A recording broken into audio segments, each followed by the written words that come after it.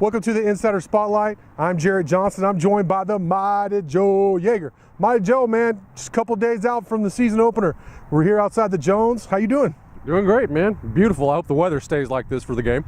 No kidding. This is perfect. I mean, about 88, that little West Texas breeze, but not blowing you down, just enough to make it interesting, the passing game interested. But 3 p.m. Saturday, season opener, FCS, number 4 ranked Eastern Washington coming in. What's the one thing that really is on your mind that you think maybe fans should look for come Saturday?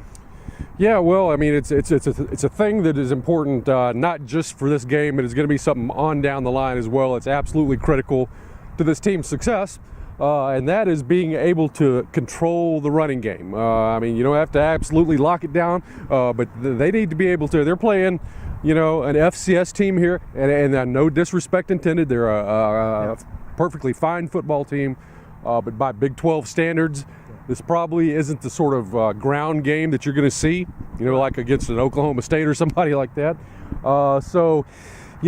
Basically what they need to do is they need to kind of lock down this running game early and often with 6 guys in the box and not having to commit a bunch of extra guys up there and get your defense out of shape.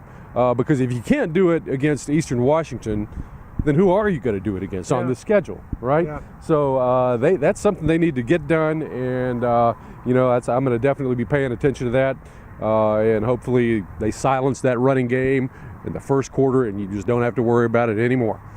Yeah, that's a great point, Joe. And that's the first thing that Coach Kingsbury brought up on Tuesday when I asked him what he wanted to see from his team against Eastern Washington, and that was stopping the run. And like you said, FCS school, the expectation is a Big 12 team should be able to at least slow down the running attack, especially a predominantly passing attack like Eastern Washington. But I do want to caution, they have a pretty good running back. I forgot his name, but he went to De La Salle, one of the national high school powers, De La Salle in California. Had a pretty good true freshman year last year. And then Gage Gabrud, their preseason All-American quarterback, he's a dual threat runner too.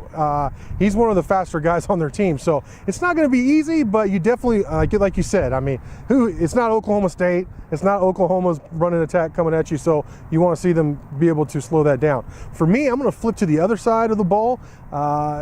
The big question mark for me, or one of the big question marks for me going into the season about this Texas Tech team, is the interior of the offensive line. You have the true freshman, Jack Anderson, who comes in, as a blue chip guy, 4-star guy, one of the top 50 recruits in the country by Scout.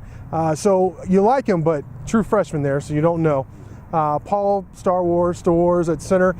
He played a lot last year, but not at center. So we just don't know. We want to see how he does. I think he's going to be a good player, but we have to see it.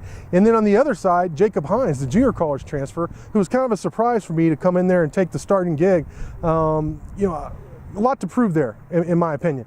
And then, kind of as a backup, a guy floating for both guard spots is Don Juwan Delaney, the grad transfer. So they have some names there. They have an idea what they want to do, but are they going to be able to do it? And I tell you what, they're going to be tested this week because Eastern Washington, one of their best players, is preseason All-American JT Tuili, who I spoke with Eastern Washington's longtime radio play-by-play guy, and he said while JT is listed at 6'4", around 300, he's really more like 320, and that he's by no means an FCS guy. He's really a FBS caliber guy, and he wouldn't be surprised if he's playing in the NFL. So they're going to have their hands full on both sides of the ball there. Eastern Washington does have some players, but those are the 2 things that we're telling you should watch. Great stuff from you, Joe, as always. Thank y'all for watching.